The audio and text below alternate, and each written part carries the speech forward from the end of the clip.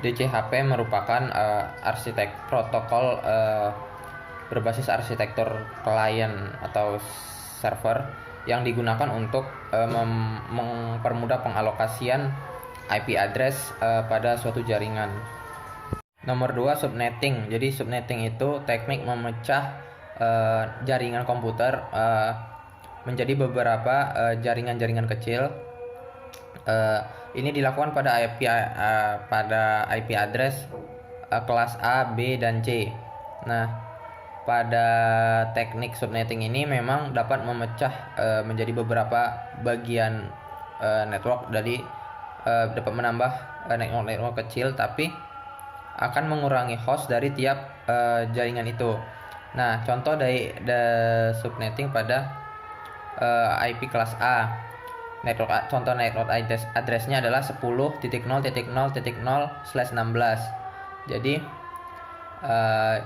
cara hitungnya jumlah subnetnya itu 2 dipangkat 8. Jadi 8 ini didapat dari angka 1 dari 2 okta terakhir.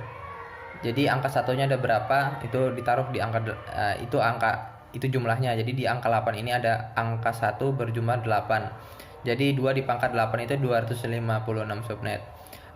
Jumlah host per subnetnya itu 2 dipangkat 16. 16 ini dari yang alamat tadi. Alamat tadi 10.0.0/16 itu. Nah, dikurang 2. Jadi 2 dipangkat 16 dikurang 2. Hasilnya 65.534 host. Terus blok subnetnya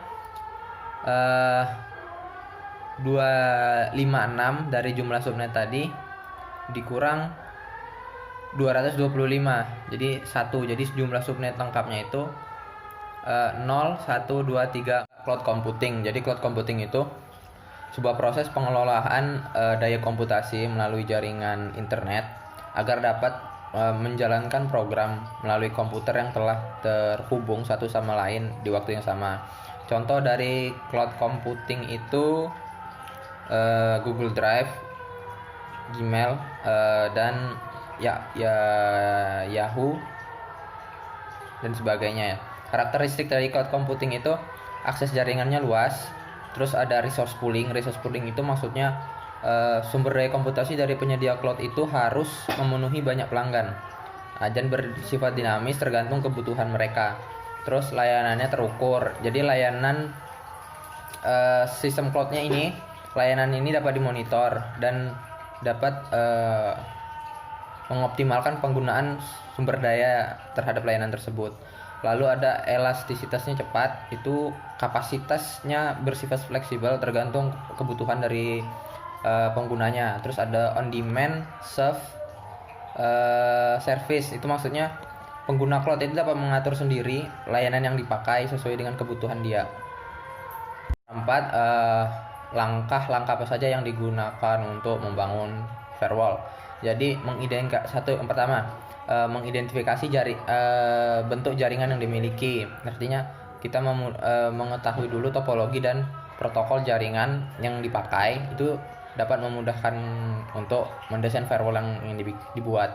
Terus yang kedua, menentukan kebijakan. Di sini yang ditentukan itu apa yang perlu dilayani, subjek siapa aja yang bakal kena oleh firewall. Yang ketiga adalah apa aja yang boleh dan apa yang nggak boleh dilakukan.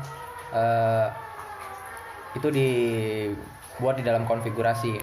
Lalu yang ketiga, menyiapkan software dan hardware. Jadi di sini disiapkan software tambahan untuk pendukung dari firewall yang dikonfigurasi tadi. Begitu pula dengan hardware ditambahkan sebagai pendukung.